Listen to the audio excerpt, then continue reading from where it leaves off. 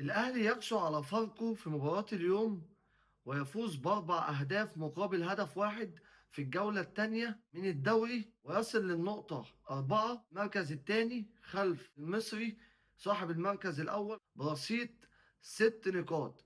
في مباراة الأهلي ادى الجرعة كاملة لفاركو فيها، وبجد اتمزجنا من أداء ولاعيبة النادي الأهلي ككل.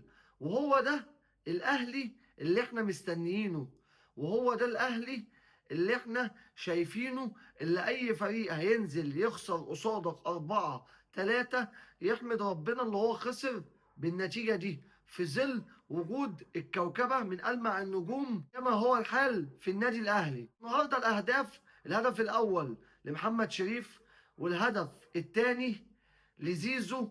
وهنا لما انا قلت زيزو في ناس هتزعل وناس نفسها ان زيزو ما كانش حتى يلعب اوت، بس انا بقول لك خلاص ده امر واقع يا ابني. النهارده زيزو بيجيب الهدف الثاني، هدف ولا اروع من اسيست عالمي من محمد علي بن رمضان.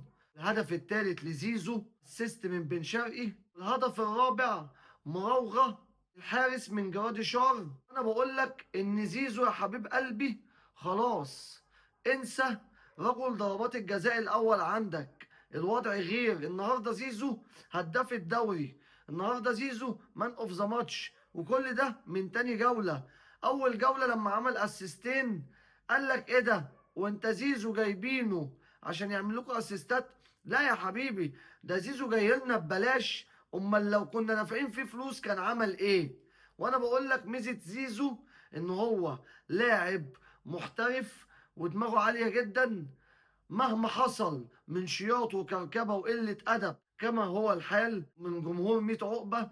مش شايف ان دي حاجه تزودهم كقيمه، بس دي ممكن تعوض النقص اللي هم فيه من قله البطولات من النادي الحزين اللي هم بيشجعوه. وانا بقولها لك يا ابني، زيزو ده لما كان عندكم كان نجم ضربات الجزاء الاول، ما كانش بيجيب اهداف زي كده. وانا بقول لك اتفرج عليه هيبقى زيه زي امام عاشور اللي هو بقى هداف الدوري عادي، اللي بقى ياخد افريقيا عادي، اللي بياخد احسن لاعب في مصر عادي.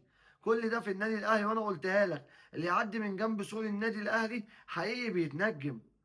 وزيزو من بعد ما جاب الهدفين نور قطع مرتين في 100 عقبه، وشياط ما بعده شياط. زيزو جاب الجون الاول ليه تاني في ماتش النهارده، جمهور الزمالك التلفزيونات طلعت شياط. طب جاب الهدف التاني ليه والتالت في ماتش النهارده، التلفزيونات عملت قفله.